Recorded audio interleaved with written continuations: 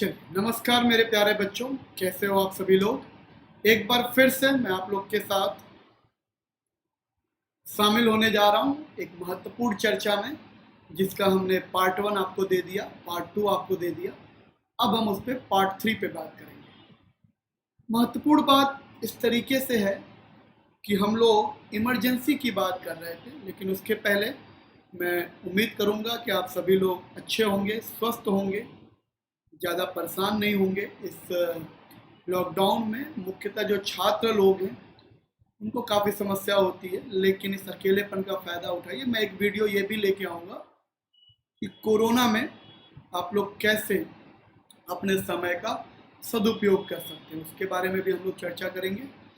फिलहाल जो चीज़ें पीछे छूट गई थी उनके ऊपर कंप्लीट करेंगे। मैंने आप लोग को पार्ट 1 में बताया कि इंदिरा गांधी किस तरीके से भारी बहुमत से सरकार बनाई और किस तरीके से उन्होंने 1972 तक एक शानदार काम किया, पाकिस्तान के दो टुकड़े कर दिए, बांग्लादेश बना दिया। 1971-72 में कितने संशोधन किए, क्या चीज़ उन्होंने की, ये सारी चीज़ें मैंने बताई। फिर सेकेंड पार्ट में मैंने आपको बताया कि कैसे इंदिरा गांधी का पतन शुरू होने लगा। 73-74 में क्या ऐसे हालात बने जिसकी वजह से इंदिरा गांधी काफ़ी दबाव में आए। उसके पीछे मैंने आपको बताया कि गुजरात का जो आंदोलन था, बिहार का जो आंदोलन था, रेलवे का जो आंदोलन था, ये सब आंदोलन ने कितने महत्वपूर्ण रोल निभाए। गुजरात आंदोलन किस आधार पे हुआ था, बिहार आंदोलन किस आधार पे हुआ था, रेलवे की हड़ताल का क्या कारण था, इन सब पे मैंने बात किया। इस दबाव के बीच में कैसे इंदिरा गांधी ने परमाणु परीक्षण किया और थोड़ा सा दबाव से उनको रिलैक्स मिला, पॉपुलैरिटी फैली, थोड़ा सा उनको लगा कि नहीं, अब देश में कुछ अच्छा हो रहा है। लेकिन उसी समय क्या ऐसी घटनाएं घटी कि इमरजेंसी जैसी सख्त आदेश देना पड़ा।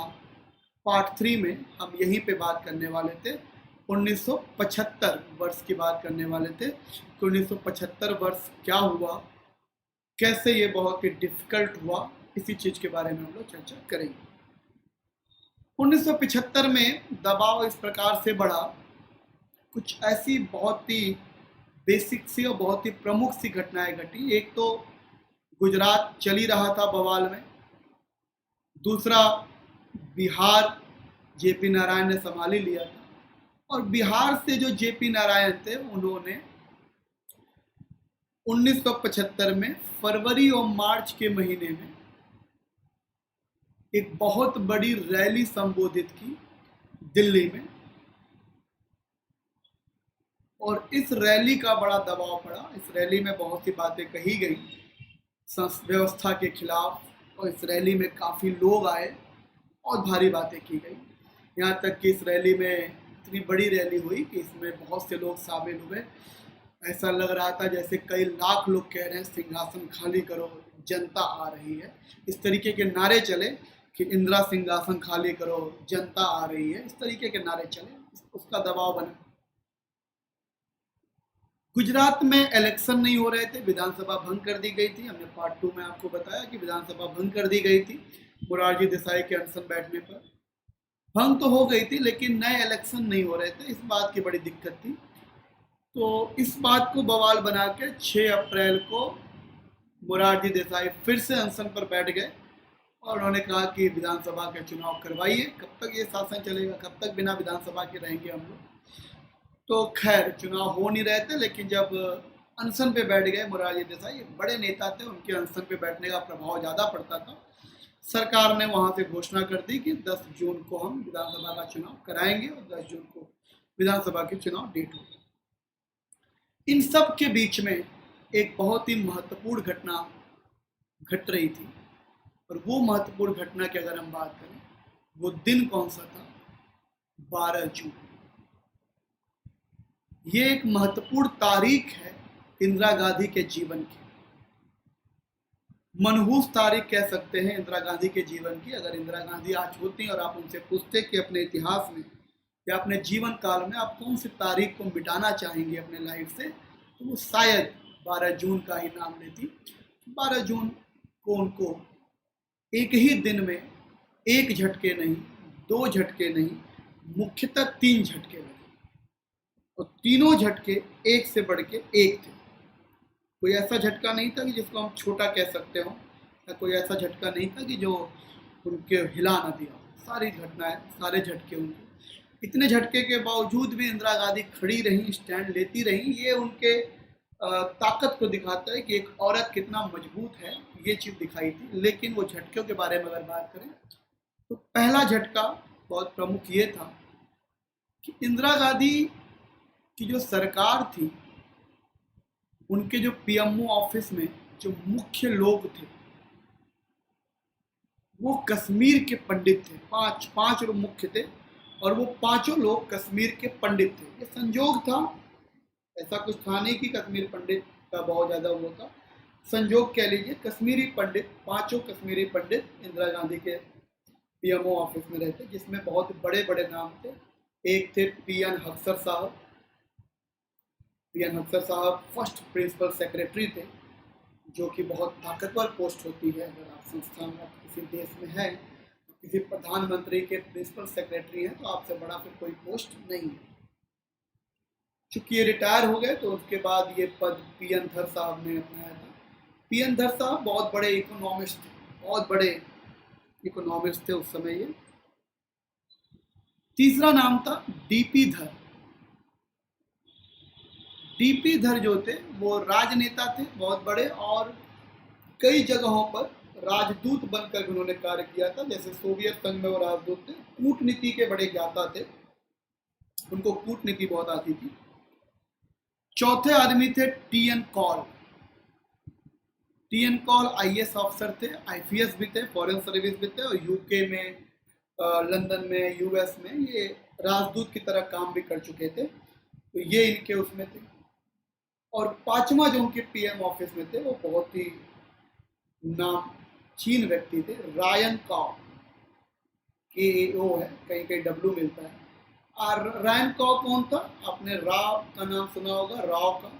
राव के संस्थापक ही आर्यन काव थे, और ये दुनिया के सबसे बड़े जासूस माने जाते थे। दुनिया के सबसे बड़े जासूस माने जाते थे आर्यन काव।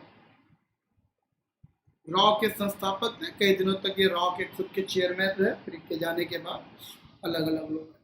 ये 5 प्रमुख लोग जो थे, जो जिसके कहने पर इंदिरा गांधी की सरकार चलती थी, इन्हीं के राय मशवरे से, इन्हीं के सलाह से चलती थी। कहा जाता था उस समय की भाषा में कि ये लोग कश्मीरी पंडित नहीं, कश्मीरी माफिया हैं। पांचों कश्मीर से थे, कश्मीरी माफिया थे। 12 जून की सुबह खबर आती है कि इन लोगों में से डीपी धर जी की मृत्यु हो गई। डीपी धर जी के बहुत करीबी थे इंदिरा गांधी के, डीपी धर जी, उनका परिवार भी बहुत करीबी था। इनकी मृत्यु जो थी वो एक झटका था इंदिरा गांधी के लिए। चूंकि इन पांचों में से किसी की भी मृत्यु होती तो इंदिरा गांधी को झटका लगता। डीपी धर से कुछ पारिवारिक संबंध भी इंदिरा गांधी जी के थे, तो इसलिए इनकी मृत्यु से इंदिरा गांधी को काफी शोक हुआ, काफी दर्द हुआ, एक झटका लगा लगता है। सुबह सुबह ही मनहूस खबर आई। इंदिरा गांधी ने भी सोचा कि कैसी खबर सुबह सुबह आ गई। उन्हें क्या पता था कि वो दिन ही उनके लिए बहुत ही चुन के लिखा गया था भगवान द्वारा, ये उनको नहीं मालूम था। पहला झटका ये लगा, वहां से लौट ही रही थी, कि दूसरा झटका भी उनको लग गया तुरंत। दूसरा झटका ये लगा कि मैंने आपको बताया कि 10 जून को गुजरात के विधानसभा का चुनाव चल ही रहा था। 12 जून को उसका रिजल्ट आना था। 12 जून उसी तारीख को दोपहर तक रुझान आने शुरू हो गए, और दोपहर तक, शाम होते होते मतलब 12-2 बजे तक ये मालूम चल गया कि कांग्रेस की गुजरात में बुरी तरह हार हो गई। वो कांग्रेस जिसकी देश भर में सरकार है, जिसका केंद्र में सरकार है, जिसकी तूती बोल रही है, लेकिन मोरारजी देसाई के आंदोलन ने ये बदल दिया और वहां पर कांग्रेस हार गई। मनहूस खबर का सिलसिला चलता ही रहा। दूसरी खबर, कांग्रेस को वहां पर 167 में से मात्र 75 सीट मिली, और वहां पर जो विपक्ष थे, जो मिल के गठबंधन से चुनाव लड़ रहे थे, उनको बहुमत मिला। कांग्रेस का कोई चांस ही नहीं बना, वहां से हार गई। अभी भी उनके जीवन का तीसरा झटका बाकी था। तीसरा झटका ऐसा था जो पूरे भारतीय राजनीति का इतिहास बदलने वाला था, पूरे भारतीय राजनीति में तूफान लाने वाला था। क्या था तीसरा झटका? तीसरा झटका उनको मिला इलाहाबाद हाई कोर्ट से। इस झटके को समझने के लिए पहले मैं आपको समझाता हूं कि इंदिरा गांधी जी जब लोकसभा का चुनाव 1971 में हुआ था, तो इंदिरा गांधी जी रायबरेली से चुनाव लड़ी थी, और एक तरफ इंदिरा गांधी जी थी, इनके विपक्ष में जो चुनाव लड़े थे गठबंधन की तरफ से राजनारायण जी लड़े थे, और इंदिरा गांधी जी 1 लाख वोट से वो चुनाव जीत गई थी, राजनारायण जी हार गए। एक अधिनियम होता है जिसको हम लोग कहते हैं जन प्रतिनिधित्व अधिनियम 1951।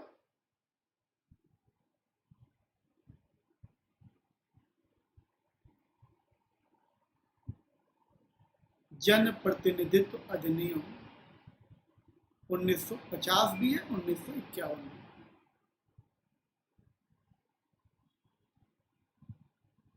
इस अधिनियम के तहत विपक्ष को ये दिया जाता है, अथॉरिटी दी जाती है कि अगर उसको लगता हो कि उसके चुनाव में कुछ गड़बड़ी हुई है तो वो हाई कोर्ट में अपने विपक्ष के खिलाफ केस कर सकता है। इसी अधिनियम के तहत राजनारायण जी ने इंदिरा गांधी के ऊपर हाई कोर्ट में केस कर दिया था जब ये चुनाव हारे थे, और उस केस में उन्होंने इंदिरा गांधी जी के ऊपर 14 आरोप कुल लगाए थे, और 12 जून को उस केस का रिजल्ट आने वाला था। इसके पहले जब ये केस चल रहा था उस समय हाई कोर्ट के जज हुआ करते थे, इलाहाबाद हाई कोर्ट के जज थे जगमोहन सिंह। जगमोहन सिंह जी जज हुआ करते थे, जगमोहन सिन्हा नाम था इनका, ये जज हुआ करते थे। और इन्होंने कई दिन केस चला तो इनको लगा कि इतना गंभीर आरोप लगे हैं तो इस पे विपक्ष को बुलाना चाहिए, उससे भी दलीलें करनी चाहिए। तो पहली बार ऐसा हुआ था कि किसी प्रधानमंत्री की हाई कोर्ट में पेशी हुई हो, और इंदिरा गांधी जी गई थी एज ए पीएम, वो पीएम थी उस समय, लेकिन गई थी वहां पर इलाहाबाद हाई कोर्ट में और अपने परिवार के साथ गई थी। 5 घंटे बैठकर जज के और वकीलों के सवालों के उन्होंने जवाब दिए थे, बैठकर क्या, खड़े होकर ही जवाब दिया था। पहली बार इतिहास में ये हो चुका था। लेकिन आज 12 जून को उसका रिजल्ट आने वाला था। क्या रिजल्ट आने वाला है, यही सबसे महत्वपूर्ण चीज थी उनके जीवन की। 12 जून को रिजल्ट आया जनप्रतिनिधि अधिनियम के सेक्शन 123(7) के तहत और सेक्शन 8A के तहत। क्या सेक्शन होता है हम बताते हैं अभी। इस सेक्शन के तहत कि आपके जो भी आरोप हैं उस आरोप का सिद्धिकरण होता है, सेक्शन 123(7) के तहत होता है। और इस सेक्शन के तहत सेक्शन 8A के 123(1) है, और सेक्शन 8A के तहत उनको पनिशमेंट दिया जाता है। ये होता है 14 आरोप लगे थे, जिसमें से जो जज थे जगमोहन सिन्हा ने 12 आरोप तो खारिज कर दिए थे। अच्छे जज थे, बहुत कठोर जज थे जगमोहन जी, माने जाने जज हुआ करते थे। 12 आरोप उन्होंने खारिज कर दिए, लेकिन 2 आरोपों में उन्होंने इंदिरा गांधी को दोषी पाया। कौन से थे 2 आरोप? एक आरोप उनके ऊपर ये लगा कि उनके जो चुनावी एजेंट थे यशपाल कपूर जी, उन्होंने अपने पद से, चूंकि वो सरकारी कर्मचारी थे, उन्होंने अपने पद से इस्तीफा दिया था 13 जनवरी को, लेकिन वो इंदिरा गांधी के साथ काम में जुड़ गए थे 1 जनवरी से ही। और ये संविधान में मना किया गया है कि आप अगर सरकारी कर्मचारी हैं तो अगर आप किसी चुनावी उससे जुड़ना चाहते हैं तो आप पहले अपने पद से इस्तीफा देंगे तभी जुड़ेंगे। उनका इस्तीफा 13 जनवरी की डेट पे गया था, लेकिन वो जुड़ 1 जनवरी से गए थे, तो 13 दिन उन्होंने इनके साथ काम किया था। और इनके ऊपर आरोप लगा कि आप यशपाल कपूर जी की मदद ली है। एक तो ये है सरकारी कर्मचारी, दूसरा आरोप ये साबित हो गया कि जब ये रैलियों पे जाती थी, रैली संबोधित करती थी, तो उनकी रैली थोड़ी ऊंची हुआ करती थी। जो स्टेज होता था उसमें स्टेज पे माइक, पर्दा ये सब सही करने में सरकारी कर्मचारी जो हुआ करते थे वो योगदान देते थे, जो कि गलत था। योगदान नहीं दे सकते थे। 123 सेक्शन ए में लिखा हुआ था कि एक सरकारी कर्मचारी ये मदद अगर करता है तो वो चुनाव भ्रष्ट चुनाव माना जाएगा।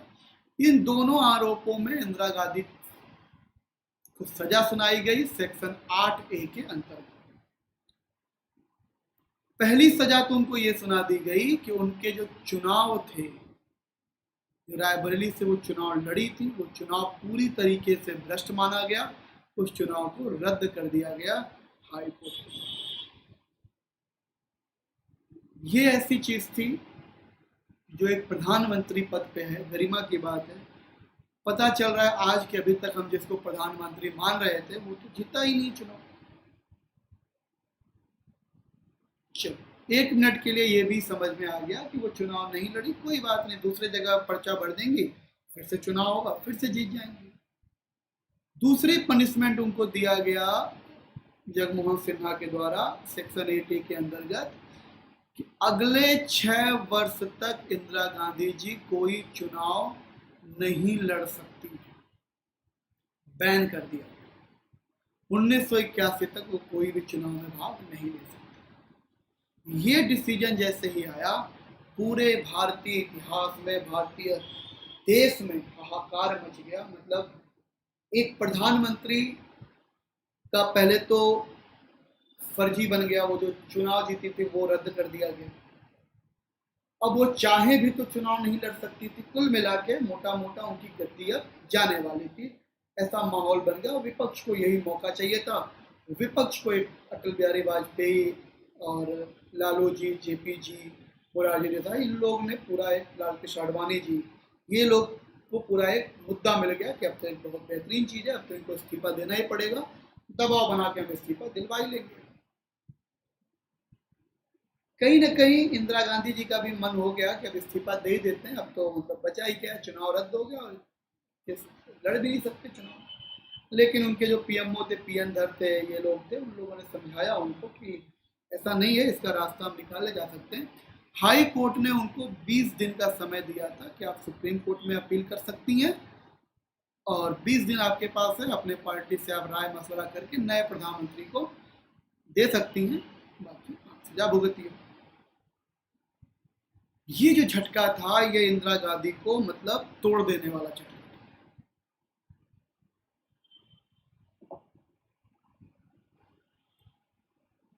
3 झटके और तीसरे झटके में तो आदमी का अटैक आ जाए। लेकिन इंदिरा गांधी बैठी रही, घर में मीटिंग चल रही थी उनके, क्या किया जाए क्या ना किया जाए। काफी डिस्टर्ब थी। उन्होंने सोचा कि देश की जनता से बात किया जाए, तो उन्होंने 20 जून को दिल्ली में एक रैली बुलाई, अपनी रैली संबोधित की और कहा जाता है कि उस रैली में लगभग 15 लाख लोगों की भीड़ आई थी उस रैली को सुनने। और उस रैली में इंदिरा गांधी जी ने बहुत ही इमोशनल भाषण दिया था, बहुत ही कि देश गलत हाथों में जा सकता है, देश कमजोर है, मैंने देश को मजबूत पकड़ बनाई, देश में ये किया वो किया, पूरा इमोशनल जो भी कर सकते थे वो किया, क्योंकि दुख की बात तो थी उनके। इस रैली का ज्यादा प्रभाव न पड़े, इस बात को ध्यान में रखते हुए 2 ही दिन बाद 22 जून को विपक्ष ने दिल्ली में रैली कर दी। और विपक्ष की रैली में भी बारिश होने के बावजूद भी बताते हैं कि काफी भीड़ लगी, 5 लाख से ऊपर लोग आए। इस विपक्ष की रैली को जेपी नारायण को संबोधित करना था, लेकिन जेपी नारायण की भारी वर्षा होने के कारण वो नहीं आ पाए, उनकी फ्लाइट नहीं उड़ पाई। तो मोरारजी देसाई ने इसको संबोधित किया और इस रैली में इन लोगों ने पूरी तरीके से इनको भ्रष्ट बताया, इंदिरा गांधी को, और वापस से इनको इस्तीफा देने की मांग की। 23 जून को सुप्रीम कोर्ट मामला गया। सुप्रीम कोर्ट में इंदिरा गांधी की सुनवाई हुई। सुनवाई करने के लिए इंदिरा गांधी गई 23 जून को। इन लोग की जो डिमांड थी वो ये थी कि जब तक सुप्रीम कोर्ट अपना पूरा फैसला नहीं दे देती है तब तक हाई कोर्ट के फैसले पे हम लोग स्टे ले लेते हैं। मतलब जिस तरीके से काम चल रहा है वैसे ही काम चलता रहेगा, जब सुप्रीम कोर्ट फैसला सुना देगी तब ये काम हम कर लेंगे। मालूम था कि सुप्रीम कोर्ट भी, जब हाई कोर्ट ने 2 साल लिया तो सुप्रीम कोर्ट भी 2 साल लेगी, तब तक तो अगला चुनाव आ जाएगा, कोई दिक्कत नहीं। इन लोगों ने स्टे लेने की मांग की थी, लेकिन आपको मालूम है कि जून के महीने में सुप्रीम कोर्ट वैकेशन पे चली जाती है, छुट्टियों पे चली जाती है, और उनकी एक छुट्टी वाली बेंच बैठती है, वैकेशन बेंच बैठती है, और वो वैकेशन बेंच जो होती है तब तक केसों को देखती है जब तक छुट्टियां खुल नहीं जाती हैं, तब तक वो बेंच उसको संभालती है। बहरहाल इंदिरा गांधी गई,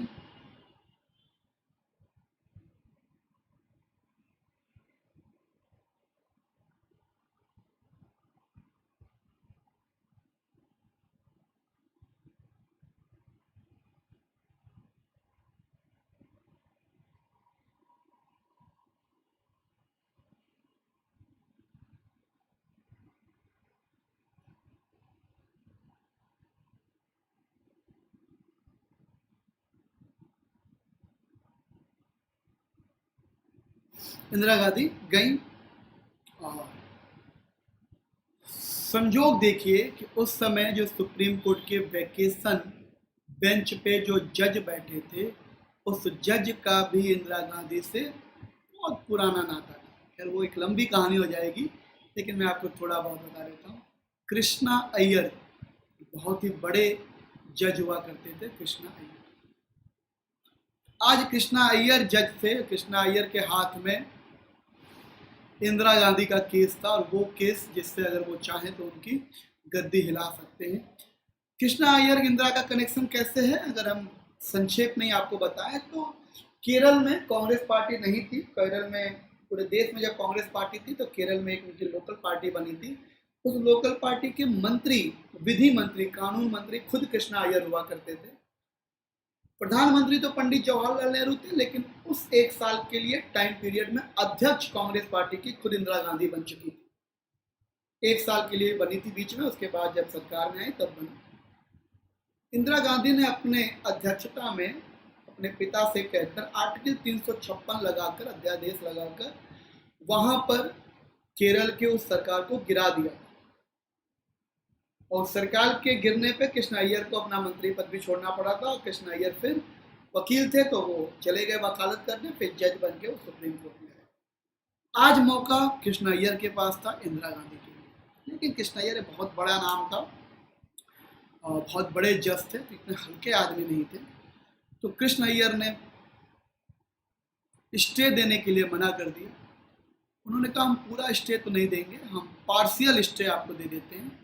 पार्शियल स्टे का उन्होंने कहा कि ये जो मैं फैसला ले रहा हूँ ये अंतरिम फैसला है। अंतरिम फैसला का मतलब जब तक वैकेशन है तब तक का ये फैसला है, जब मेन फैसला, जब वो बेंच आ जाएगी वो सुनवाई करेगी तब आपका जो भी फैसला होगा, मैं तब तक के लिए आपको एक फैसला सुना देता हूँ। और पार्शियल स्टे में उन्होंने क्या कहा, उन्होंने कहा कि आप एज ए पीएम काम करते रहिए, कोई दिक्कत नहीं है, लेकिन आप लोकसभा के किसी भी कार्य में हिस्सा नहीं ले सकती हैं, वोट नहीं दे सकती हैं, लोकसभा में जा नहीं सकती हैं, कुछ नहीं करेंगे, आप एज ए पीएम रहिए। 23 जून को यह डिसीजन आ जाता है।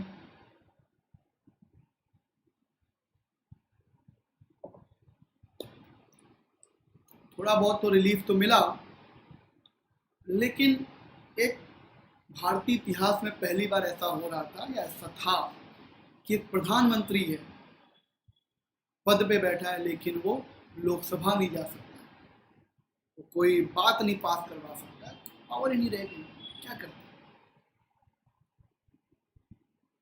23 जून को सुनवाई करके वो लोग आए।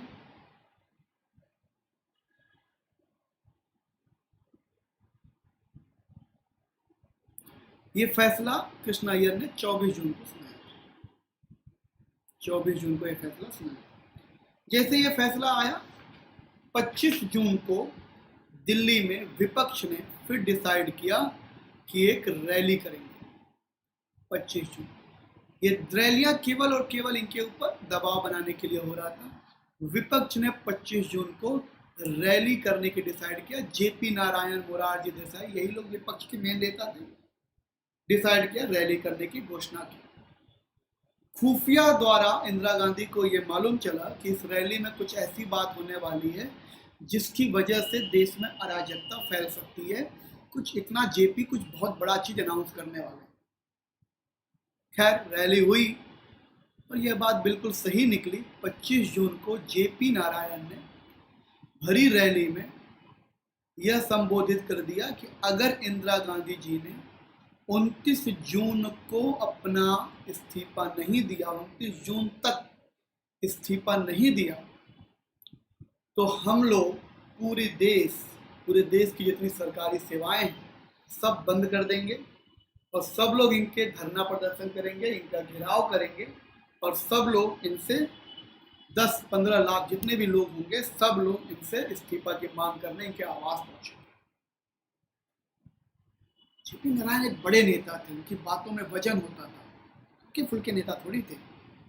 1942 से वो भारतीय इतिहास में जुड़े हुए थे, पंडित नेहरू के साथ काम किए थे, गांधी के साथ काम किए थे, अब विनोबा भावे जी के साथ काम कर रहे थे। सत्य के लोभी नहीं थे, लेकिन व्यवस्था को बदलने और उनको अनुभव था आंदोलन करने का, क्योंकि वो आजादी के पहले से कर रहे थे। इस रैली में अब ये समझ में आ गया था कि अगर इस्तीफा नहीं दिया गया तो वाकई देश में हुड़दंग मच सकता है, देश खतरे में जा सकता है। एक विकल्प ये था कि वो इस्तीफा दे देती, लेकिन इंदिरा गांधी को झुकना पसंद कहाँ था। आसानी से इंदिरा गांधी झुक जाती तो वो इंदिरा गांधी काहे की। 25 जून की रात को इंदिरा गांधी के घर में ही संजय गांधी बैठे थे, पीएन धर जी बैठे थे, आर्यन काओ जी बैठे थे, सिद्धार्थ शंकर जी बैठे थे। सब लोग बैठ के वहां पे विचार मंथन हो रहा था क्या किया जाए। सिद्धार्थ शंकर जी बहुत बड़े वकील थे, महाराष्ट्र के मुख्यमंत्री भी थे, वकील भी थे। सोचा जा रहा था वहां पे कि क्या किया जाए, इस्तीफा दे दिया जाए या फिर कोई अन्य रास्ता है, कोई अन्य विकल्प है, इस पे विचार चल ही रहा था। सिद्धार्थ शंकर जी को बहुत ज्यादा ज्ञान था, यह संविधान पढ़ रहे थे उस समय।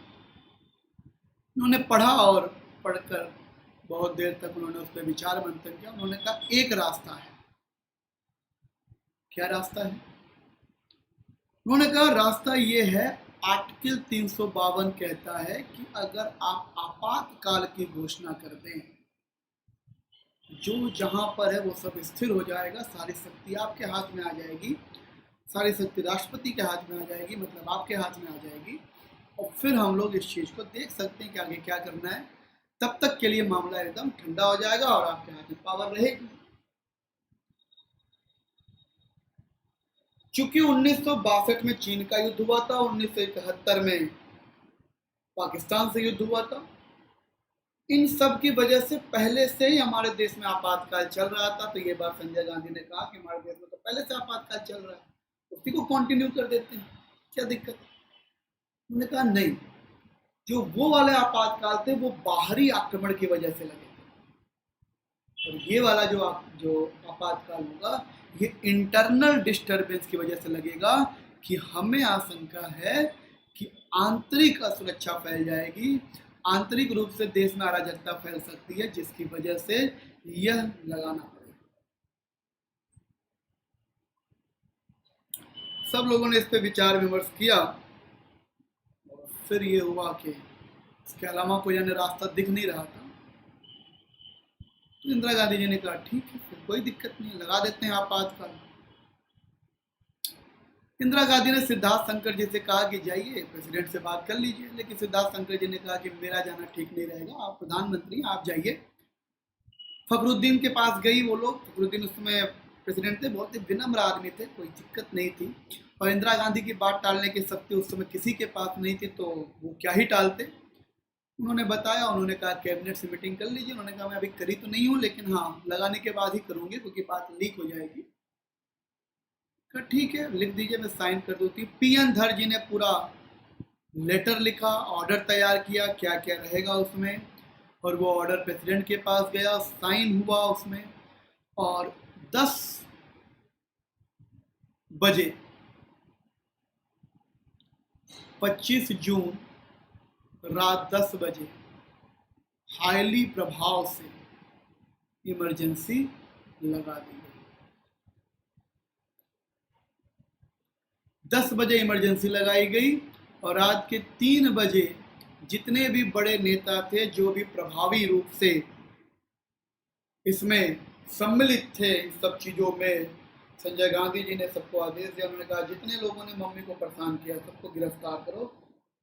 सुबह 3 बजे लोगों की गिरफ्तारियां हुई, लोग जेल में डाले गए, जिसमें जेपी नारायण जी, मोरारजी देसाई, चूंकि उम्र ज़्यादा थी, इन लोग को अतिथि गृह में ले जाके बंद कर दिया गया। बाकी गायत्री देवी, कुछ रियासत के लोग थे, सबको लाके जेल में ठूस दिया गया।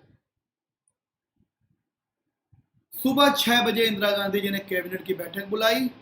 4-5 बजे तक यहाँ तक जगी रही और 6 बजे उन्होंने कैबिनेट की बैठक बुलाई, सोई ही नहीं।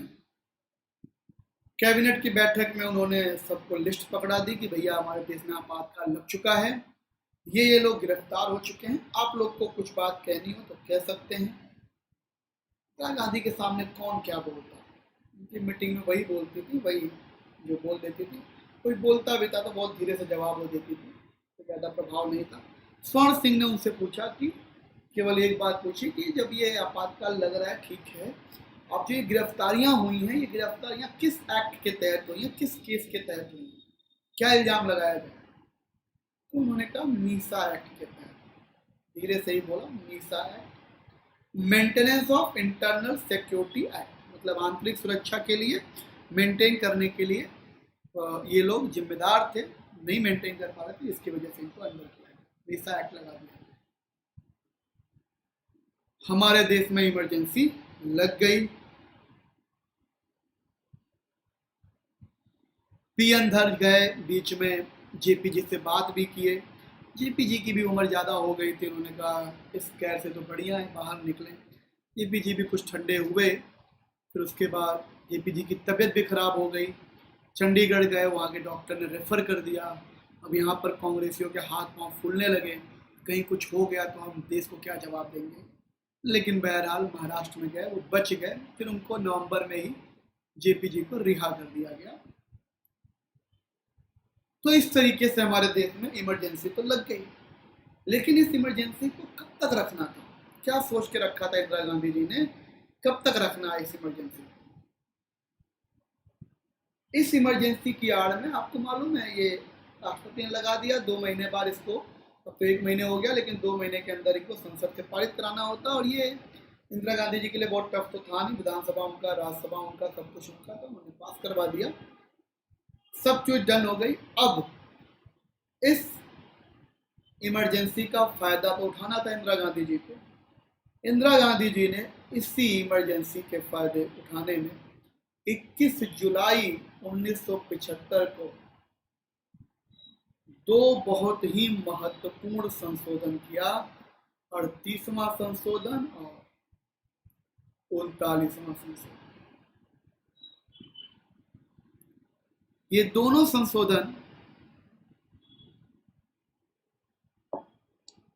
कह सकते हैं, 38वां संशोधन उनका, इमरजेंसी जो उन्होंने लगाई थी उस पर किसी तरीके की बाद में कोई दिक्कत ना हो, उसके लिए उन्होंने नियम लगाए, चेंज किए संविधान में।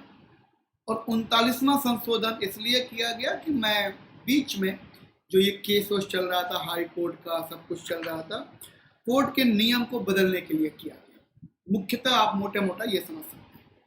38वें संशोधन में उन्होंने क्या किया, पहली चीज तो उन्होंने संशोधन ये कर दिया, आर्टिकल 123 या आर्टिकल 213 या आर्टिकल 239 जो अध्यादेश के आदेश हैं, उसी आर्टिकल में इन्होंने 4 क्लॉज जोड़ा, सब में 3 क्लॉज थे पहले, 4था क्लॉज इन्होंने जोड़ दिया और ये लिखवा दिया कि अगर कभी भी कोई आपातकाल लगाया जाता है, 352, 356 या 360, ये इमरजेंसी होती है, अगर ये लगाया जाता है तो राष्ट्रपति की मंशा पे सुप्रीम कोर्ट कभी भी रिव्यू नहीं करेगी, रिव्यू नहीं कर सकती, ये शक्ति सुप्रीम कोर्ट के पास से हटाई जाती है।